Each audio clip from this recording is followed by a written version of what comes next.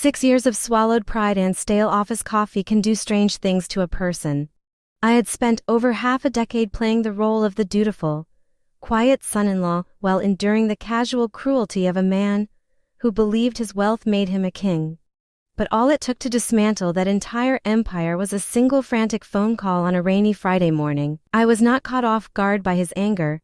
In fact, I had spent the last 24 months meticulously preparing for this exact moment of total reckoning. To fully comprehend how a family dynamic could sour so completely, you have to look back to a dusty archival cabinet on the top floor of our corporate headquarters. 2 years prior, while hunting for a completely unrelated vendor agreement, my fingers brushed against a faded manila folder that had been forgotten for decades. The tab was labeled with the original founding charter from the late 1980s, an artifact from before the business expanded. Out of pure curiosity and a lingering sense of professional frustration, I began to skim through the dense legal language. As my eyes scanned the archaic terms, a very specific paragraph buried deep in the bylaws stopped me completely in my tracks. The section clearly stated that any long-term executive terminated without documented, justifiable cause would immediately inherit 18% of the firm's total equity.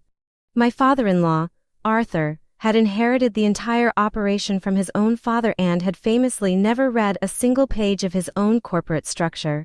I sat there in the silence of the file room, calculating the immense net worth of that single forgotten sentence. That evening, I sat across from my wife, Diana, at our small kitchen table and laid out the ancient paperwork between our coffee mugs. Diana read the specific clause 3 times, her expression shifting from skepticism to a deep, quiet realization that her father had finally trapped himself. Arthur had spent decades making Diana feel secondary, and he treated my professional contributions with constant, passive-aggressive condescension. Looking up at me, Diana did not hesitate for a single second. She simply asked what role she needed to play to help me spring this legal trap. The execution of our strategy required an extraordinary amount of patience, professionalism, and subtle provocation over the next 2 years. I made sure my performance reviews remained absolutely flawless on paper, leaving zero room for a legitimate, cause-based termination. Simultaneously, I practiced what Diana brilliantly termed strategic aggravation by politely questioning Arthur's outdated financial metrics during high-stakes board meetings. I stopped laughing at his repetitive golf stories, adhered strictly to standard business hours, and watched his frustration simmer as my competence refused to give him an excuse to fire me. The final phase of our plan fell into place when Diana casually suggested a 2-week European vacation during a tense Sunday family dinner. Arthur grumbled about the extended absence, but our human resources department had already approved the massive backlog of my unused vacation days. We boarded our flight to Paris knowing exactly what kind of corporate storm was brewing back home in our absence. By day 8 of the trip,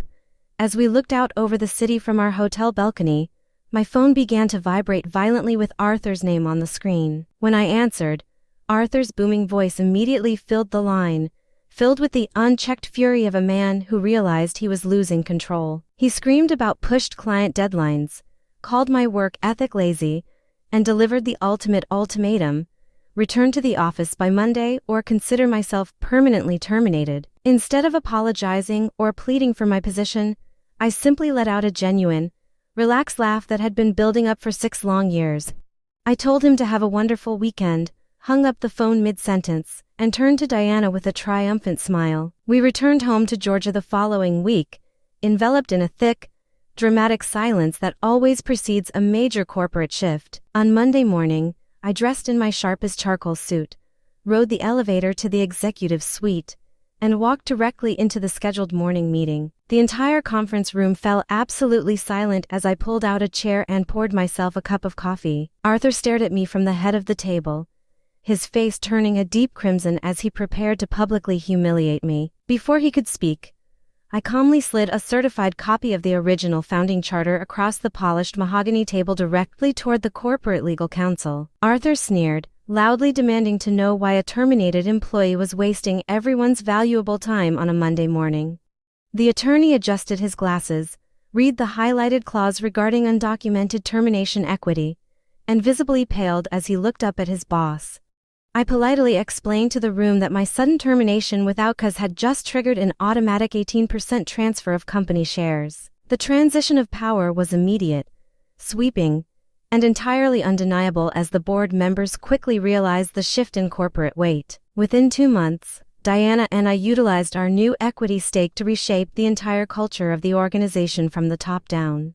Arthur was forced into an early, quiet retirement, stripped of the absolute authority he had used as a weapon against his own family for decades. Walking out of that office for the final time, I realized that true justice is not delivered through loud anger, but through quiet patience and perfect timing. Would you like me to adjust the pacing or elaborate on any specific scenes in this script?